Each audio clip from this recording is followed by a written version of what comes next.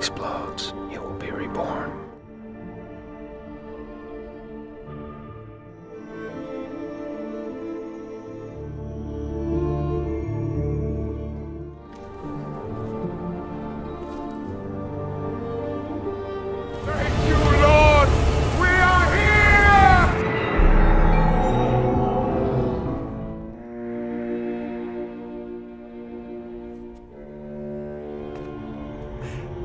Here.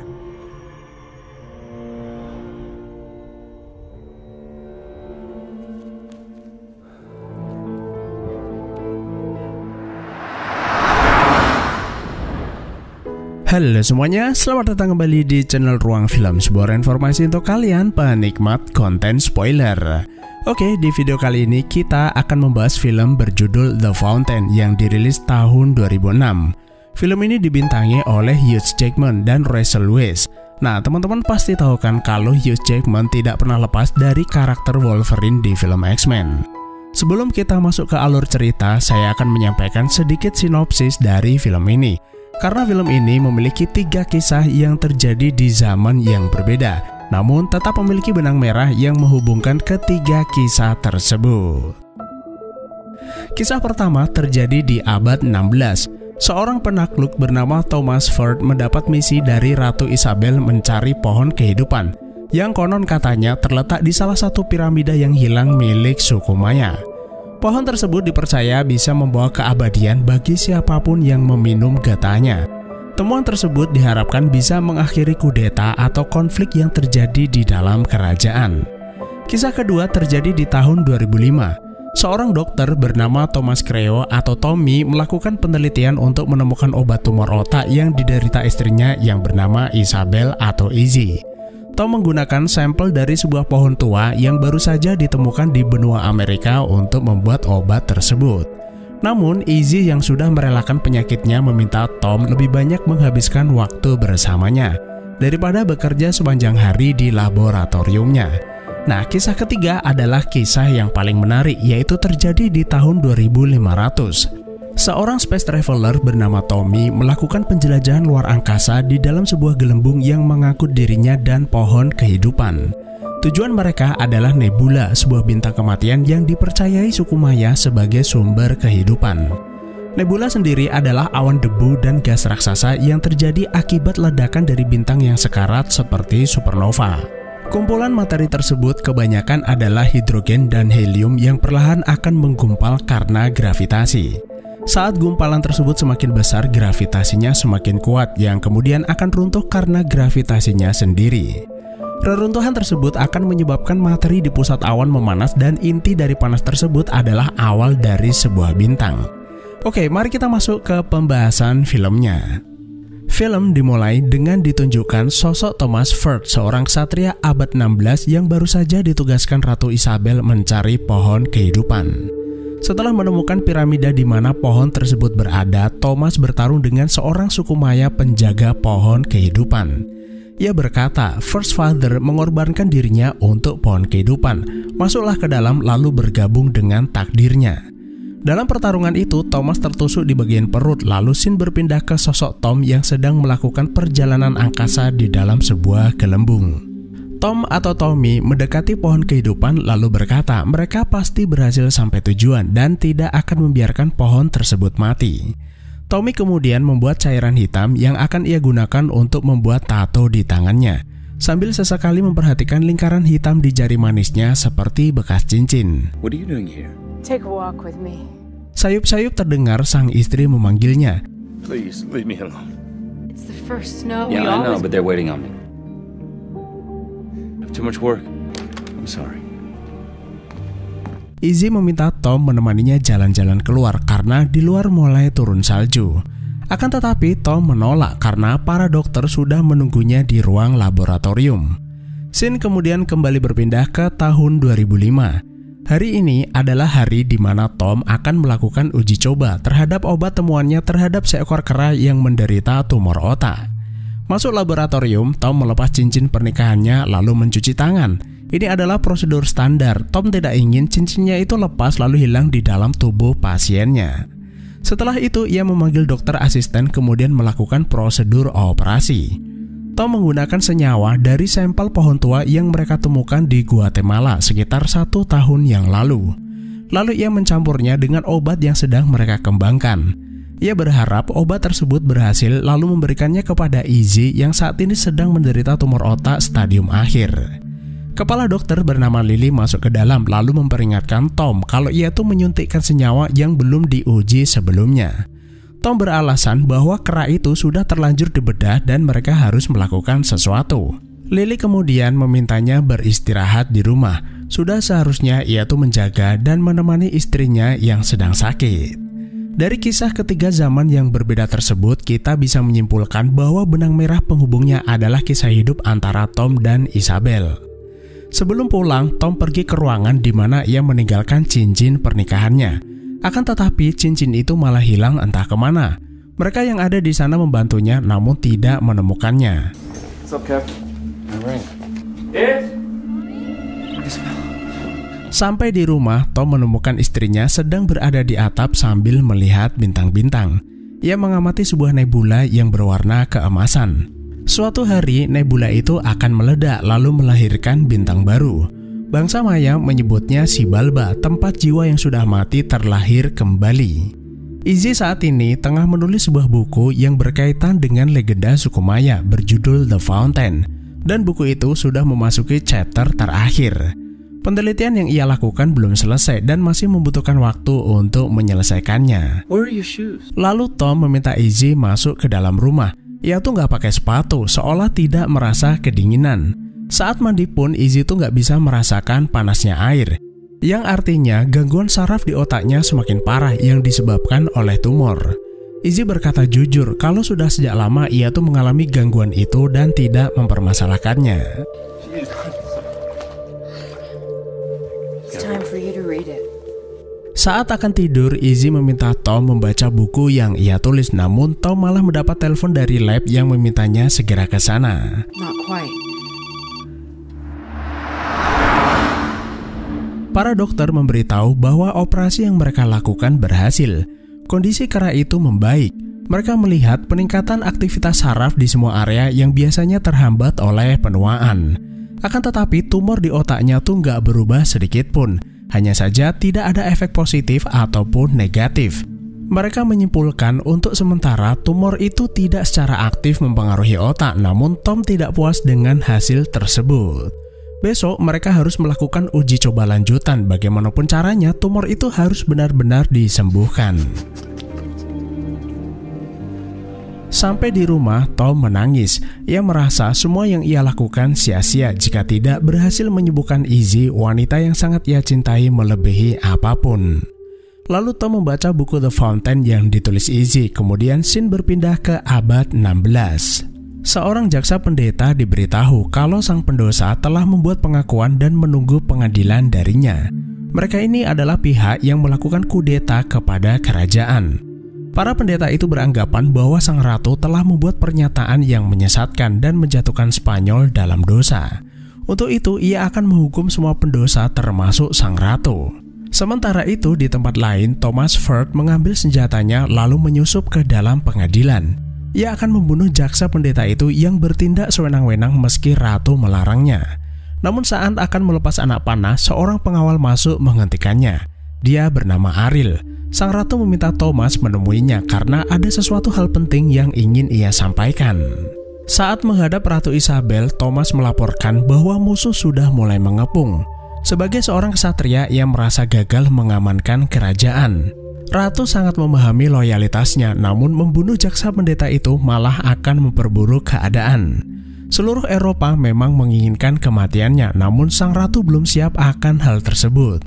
Masih ada cara dan harapan untuk menyelamatkan kerajaan.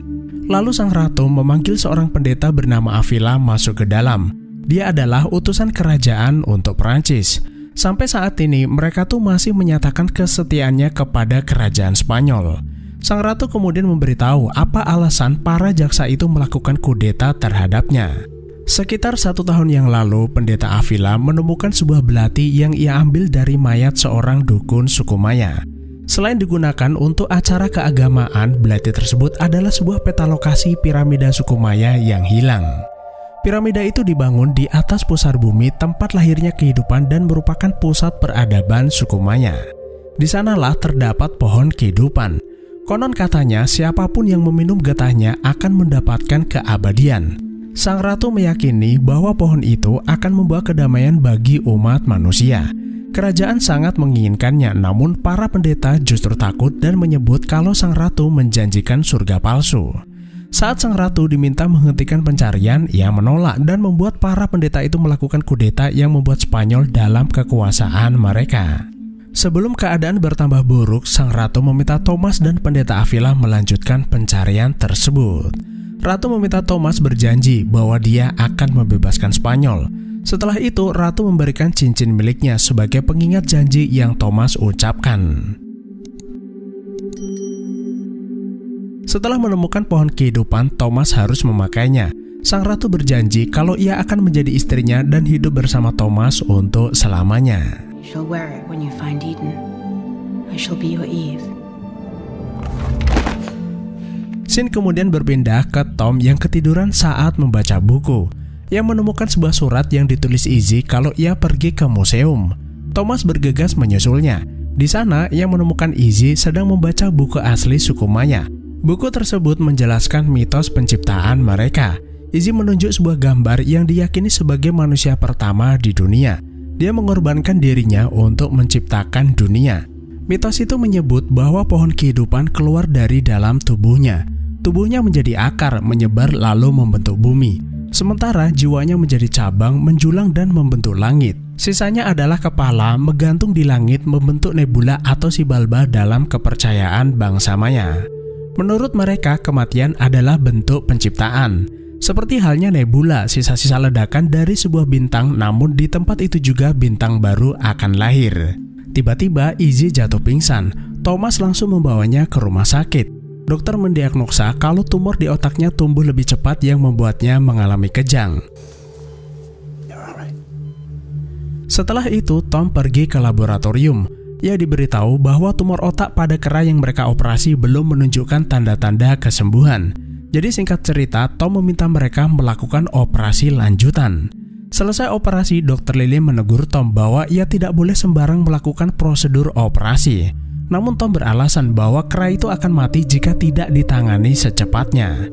Lily memahami perasaan Tom yang menginginkan kesembuhan istrinya, namun tidak ada obat yang tercipta dalam waktu sekejap. Ia akan pergi ke rumah sakit menengok Izzy lalu menasihati Tom agar dirinya tuh lebih banyak menghabiskan waktu bersama istrinya. Sampai rumah sakit, Tom melihat Lily sedang menghibur Izzy. Lalu ia keluar dan menyebut kalau istrinya adalah wanita yang luar biasa. Sangat sulit bertahan dengan kondisi sakitnya saat ini. Sebelum pulang, Tom meminta Dr. Lily melakukan pemantauan terhadap kera yang mereka operasi dan mengabarkan perkembangannya. Masuk ke dalam, Izzy memberi Tom sebuah hadiah, yaitu pena dan tinta. Izzy berharap Tom menyelesaikan bagian terakhir dari buku yang ia tulis, seolah-olah memberitahu bahwa dia tuh sudah tidak memiliki banyak waktu. Bahkan ia sudah berpesan kepada Lily agar menguburnya di kebun rumahnya. Perkataan Izzy membuat Tom semakin sedih. Izzy berharap Tom mau menemaninya sepanjang malam ini. I'm not afraid anymore, Tommy. Scene kemudian berpindah ke gelembung raksasa yang membawa Tommy. Tommy mendekati pohon kehidupan lalu berkata, bertahanlah karena tujuan mereka tuh sudah semakin dekat. Di seberang kabut berwarna hitam itu adalah nebula. Ketika dia meledak, maka pohon kehidupan akan dilahirkan kembali. Lalu di rumah sakit, Tom melanjutkan membaca buku The Fountain yang belum sempat ia selesaikan. Lalu scene kembali berpindah ke pedalaman hutan. Ariel berkata, pencarian piramida ini sia-sia. Sepanjang hari mereka hanya berputar-putar lalu meminta agar Thomas menghentikan pencarian. Rakyat saat ini di bawah ancaman, mereka tidak bisa berlama-lama meninggalkan kerajaan. Thomas menolak karena sudah berjanji kepada ratu. Dia tidak akan pulang sebelum menemukannya. Lalu terjadi pertikaian di antara mereka. Ariel menyebut kalau pendeta itu adalah pembohong.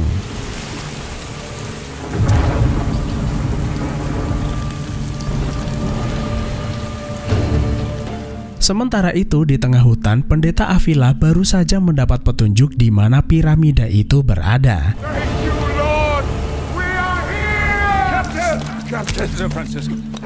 Namun saat kembali, Ariel malah memukul pendeta dan membuatnya sekarat. Thomas mengambil pedangnya lalu membunuh Ariel. Ia juga meminta pengawal tidak berbuat macam-macam jika masih ingin hidup. Thomas kemudian menghampiri pendeta. Di saat terakhirnya, ia memberikan belati suci itu lalu menunjukkan di mana piramida itu berada.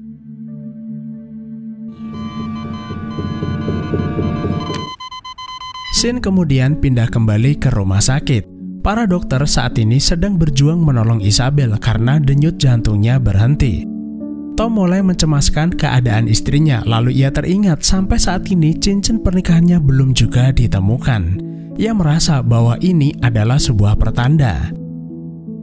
Sesaat kemudian Lily datang ke rumah sakit. Ia memberitahu bahwa obatnya berhasil. Tumor pada kera itu mengecil dan besar kemungkinan ia akan sembuh total. Namun sayangnya semua itu terlambat. Izzy keburu meninggal sebelum Tom sempat melakukan operasi terhadapnya. Lalu di luar angkasa, Tommy juga mendapati kalau pohon kehidupan yang ia bawa mati. Tidak ada tanda-tanda reaksi seperti sebelum-sebelumnya, padahal sebentar lagi mereka itu sampai Nebula.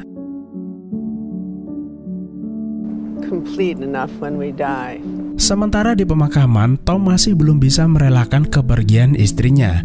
Ia menyebut bahwa kematian adalah sebuah penyakit. Penyakit adalah sesuatu yang seharusnya bisa disembuhkan. Ia bertekad akan melakukan apapun untuk mencari penangkal kematian. Sampai di rumah, Tom teringat akan pesan istrinya yang memintanya menyelesaikan chapter terakhir dari buku The Fountain. Namun Tom malah menangis, tidak tahu harus berbuat apa.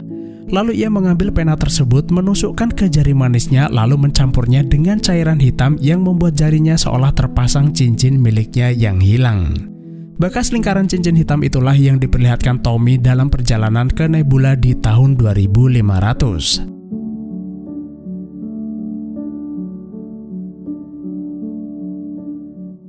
Keesokan harinya, Tom pergi ke laboratorium karena ia tidak ingin terus larut dalam kesedihan. Semua data tentang sampel pohon tua ia kumpulkan. Keberhasilan mereka hanyalah awal. Tom akan mengembangkan obat itu ke tingkat lebih lanjut, menyembuhkan penyakit, menghentikan penuaan, bahkan menghentikan kematian. Sementara Tommy di dalam gelembung bersama pohon kehidupan akhirnya sampai Nebula. Lalu muncul sosok Izzy di hadapannya yang tiba-tiba berubah menjadi Ratu Isabel.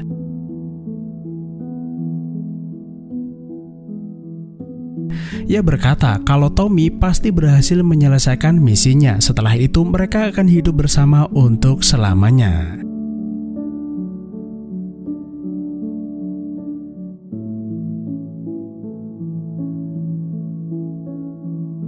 Tommy kemudian memanjat pohon kehidupan, keluar dari gelembung, kemudian mengambil posisi meditasi. Scene kemudian pindah ke pertarungan antara Thomas dan dukun suku Maya. Saat dukun itu akan membunuh Thomas, tiba-tiba saja ia malah berlutut. Di matanya, Thomas berubah menjadi sosok First Father. Dia adalah manusia pertama yang menciptakan dunia. Sosok itu nggak lain adalah Tom yang telah mencapai Nebula, di mana dalam kepercayaan bangsa Maya, Nebula adalah bintang kematian sekaligus tempat lahirnya kehidupan. Kepala suku itu meminta maaf, kemudian merelakan dirinya dibunuh sebagai bentuk pengorbanan kepada First Father. Thomas kemudian masuk ke dalam puncak piramid di mana pohon kehidupan itu benar-benar nyata di hadapannya. Lalu ia menggores batang pohon untuk mengeluarkan getahnya. Getah itu menetes di tanah dan seketika tumbuh tanaman. Thomas kemudian mengoleskan getah itu pada lukanya dan membuatnya sembuh seketika. Karena keajaiban itu, Thomas meminum getah yang keluar dari pohon tersebut. Setelah meminum getahnya, ia teringat akan pesan sang ratu untuk memakai cincin pemberiannya setelah menemukan pohon kehidupan. Tiba-tiba Tom merasa kesakitan. Cincin itu jatuh ke tanah sebelum sempat ia pakai. Seperti apa yang tertulis dalam legenda suku Maya, dari dalam tubuh Tom tumbuh tanaman. Tubuhnya akan menjadi akar, menyebar lalu membentuk bumi. Sementara di angkasa, Tommy menemukan cincin miliknya yang hilang berada di dekat pohon kehidupan lalu memakainya. Tubuhnya kemudian bergerak ke arah pusat nebula, diikuti pohon kehidupan di dalam gelembung yang perlahan-lahan hidup kembali. Setelah itu diperlihatkan sosok Izzy mengambil buah dari pohon tersebut, diikuti adegan Tom di depan makam Izzy lalu berkata kalau ia telah menyelesaikan chapter terakhir dan akhirnya film pun selesai. Sampai di sini saya akan mencoba menjelaskan satu persatu apa yang sebenarnya terjadi di film ini. Secara sederhana, film ini tuh merupakan perpaduan antara kisah cinta, kehidupan, dan kematian yang dianggap sebagai awal dari kehidupan baru, yang dikaitkan dengan mitos dari bangsa Maya. Lalu apa alasan sutradara membagi film ini ke dalam 3 kisah yang berbeda? Kisah pertama merupakan proses dari penciptaan yang berlanjut pada kisah pencarian pohon kehidupan. Bangsa Maya juga mempercayai bahwa nebula adalah tempat kematian sekaligus awal dari kelahiran. Seperti yang sudah saya jelaskan di awal bahwa nebula merupakan sisa-sisa dari ledakan bintang yang sudah mati dan merupakan tempat lahirnya bintang baru. Kisah kedua adalah tentang akhir kehidupan. Saat kematian siap menjemput, manusia harus menghadapi datangnya maut. Pada cerita ini diperlihatkan usaha Tom menyembuhkan istrinya meskipun pada akhirnya ia tetap kehilangan istrinya. Yang artinya jika sudah waktunya siapapun tidak mampu menghindari kematian. Kisah ketiga mungkin saja adalah penghubung dari kisah sebelumnya. Sepeninggal istrinya, Tom melanjutkan penelitian obat yang dibuat dari sampel pohon kehidupan. Saat mengunjungi makam istrinya untuk terakhir kali, Tom berkata bahwa ia telah menyelesaikan chapter terakhir. Ada kemungkinan Tom telah menemukan obat abadi yang membuatnya berhenti menua atau bahkan kematian. Tahun 2500 mungkin adalah waktu yang cocok di mana manusia bisa melakukan perjalanan angkasa yang mustahil sekalipun. Kalau kita berbicara tentang hal-hal spiritual, tidak ada yang tidak mungkin. Dalam film Interstellar pun disebut singularitas di dalam lubang hitam, di mana tempat itu merupakan batas dari berlakunya hukum fisika dan sains yang artinya segala sesuatu memang bisa terjadi. Kalau teman-teman pengen nonton pembahasan film Interstellar versi ruang film, link udah saya taruh di deskripsi. Saat melakukan perjalanan angkasa dalam gelembung bersama pohon kehidupan yang ia bawa, Tom sebenarnya belum bisa menerima kematian sang istri. Ia berharap setelah sampai nebula mereka bisa terlahir kembali. Namun melalui perjalanan spiritual yang ia alami menuju nebula, akhirnya Tom menyadari bahwa hidup dan mati sesungguhnya saling berkaitan. Dan disitulah akhirnya Tom menemukan kembali cincin miliknya yang hilang, memakainya kembali sebagai pertanda ia akan bersatu kembali dengan istrinya. Sosok Tom yang botak dan bermeditasi di akhir film mematahkan anggapan bahwa Tom seolah mencapai surga. Tapi lebih cocok kalau Tom ini telah mencapai nirwana, sebelum akhirnya menjadi sosok First Father atau ayah pertama dalam legenda bangsa Maya. Ending dari film ini memang tidak dijelaskan secara detail, maka penonton bisa mengambil kesimpulan berdasarkan imajinasi masing-masing. Bisa disimpulkan akhir cerita adalah awal dari cerita itu sendiri, seperti halnya kematian yang dianggap sebagai awal dari kehidupan baru. Tapi film tetaplah film yang dibuat berdasarkan kisah yang ditulis dan imajinasi dari sutradara. Kalau teman-teman punya kesimpulan atau teori yang berbeda bisa tulis di kolom komentar. Terima kasih udah menonton, sehat selalu buat kalian dan sampai jumpa di next video.